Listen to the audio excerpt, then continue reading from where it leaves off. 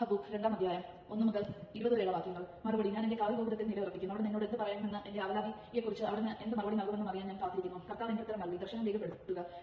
ഓടുന്നവനും പോലും വായിക്കാനാകാത്ത വിധം ഫലകത്തിൽ വ്യക്തമായി എഴുതുക. ദർശനം അതിന്റെ സമയം കാത്തിരിക്കുകയാണ്. ആ സമയം അടുത്തുകൊണ്ടിരിക്കുന്നു. അതിന് മാറ്റം ഉണ്ടാവുകയില്ല. അത് വൈകുന്നെങ്കിൽ അതിനായി കാത്തിരിക്കുക. അത് തീർച്ചയായും വരും. അത് താമസിക്കുകയില്ല. ഹൃദയ പരമാർത്ഥത ഇല്ലാത്തവൻ പരാജയപ്പെടും. എന്തെന്നാൽ നീതിമാൻ തന്റെ വിശ്വസ്തത മൂലം ജീവിക്കും. ദുഷ്കർമ്മികൾക്ക് ശാപം.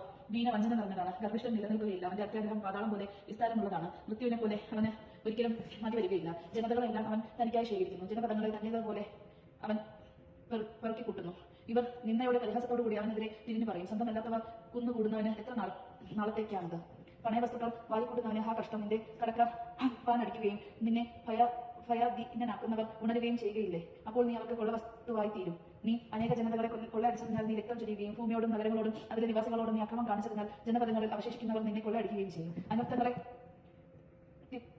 അനർത്ഥങ്ങളെ പിടിക്കാതിരിക്കാൻ ഉന്നതത്തിൽ കൂട്ടുകൂടേണ്ടതിന് തന്റെ കുടുംബത്തിന് വേണ്ടി അന്യമായി ധനം നേടുന്നവനും ഹാ കഷ്ടം. പല ജനതകളെ നശിപ്പിച്ച് നീ നിന്റെ ഭവനത്തിന് അപമാനം വരുത്തി വെച്ചു. നിന്റെ ജീവൻ നഷ്ടപ്പെടുത്തി. ഭിത്തിയിൽ നിന്ന് കല്ല് വിളിച്ചു പറയും. മേൽക്കൂരയിൽ നിന്നും തുലാം മറുപടി പറയും. രക്തം കൊണ്ട് നഗരം പണിയുകയും അകത്യം കൊണ്ട് പട്ടണം സ്ഥാപിക്കുകയും ചെയ്യുന്നവന് ഹാ കഷ്ടം. അഗ്നിക്ക് ഇരയാകാൻ വേണ്ടി മാത്രം ജനങ്ങൾ അധ്വാനിക്കുന്നതും വൃദ്ധതയ്ക്ക് വേണ്ടി ജനതകൾ ബന്ധപ്പെടുന്നതും സൈന്യങ്ങളുടെ കർത്താവിന്റെ ഹിതമനുസരിച്ചാണല്ലോ. ജലം സമുദ്രത്തെ മൂടുന്നത് പോലെ കർത്താവിന്റെ മഹത്വത്തെക്കുറിച്ചുള്ള അറിവ് കൊണ്ട് ഭൂമി നിറയും. അയൽക്കാരുടെ നഗ്നത കാണാൻ വേണ്ടി അവർ ക്രോധത്തിന്റെ പാനപാത്രം കുടിപ്പിച്ച് ഉന്മത്തരാക്കുന്നവർക്ക് ഹാ കഷ്ടം. മഹത്വത്തിന് പകരം വെറുപ്പുകൊണ്ട് നിനക്ക് ചെടിപ്പുണ്ടാകും. നീ കുടിക്കുക, മതോന്മത്തനാവുക. കർത്താവ് തന്റെ വലതു കൈയിലെ പാനപാത്രം നിന്റെ നേരെ നീട്ടും. ലജ്ജ നിന്റെ മഹത്വത്തെ മറയ്ക്കും. ലബനോനോട് നീ ചെയ്ത അക്രമം നിന്നെ അടിപ്പെടുത്തും. നീ രക്തം ചൊരിയുകയും ഭൂമിയോടും നഗരങ്ങളോടും അതിലെ നിവാസികളോടും അക്രമം കാണിക്കുകയും ചെയ്തതിനാൽ വന്യമൃഗങ്ങൾ വരുത്തിയ നാശം നിന്നെ ഭയവിഹ്വലനാക്കും. വിഗ്രഹം കൊണ്ട് എന്ത് പ്രയോജനം? ശില്പി തീർത്ത ലോഹാബിംബവും വ്യാജോപദേഷ്ടാവും അല്ലേ അത്? മൂകവിഗ്രഹങ്ങൾ ഉണ്ടാക്കുമ്പോൾ ശില്പി സ്വന്തം കരവിരുത്തലാണ് ആശ്രയിക്കുന്നത്. തടിക്കഷ്ണത്തോട് ഉണരുക എന്ന് മൂകമായി കല്ലിനോട് എഴുന്നേൽക്കുക എന്ന് പറയുന്നതിന് ഹാ കഷ്ടം. അതിന് വെളിപ്പാട് നൽകുവാൻ കഴിയുമോ? സ്വർണ്ണവും വെള്ളിയും കൊണ്ട് പെട്ടിരിക്കുന്നതെങ്കിലും അതിനുള്ളിൽ ജീവന്റെ ശ്വാസമില്ല. എന്നാൽ കർത്താവ് തന്റെ വിശുദ്ധ മന്ദിരത്തിൽ ഉണ്ട്.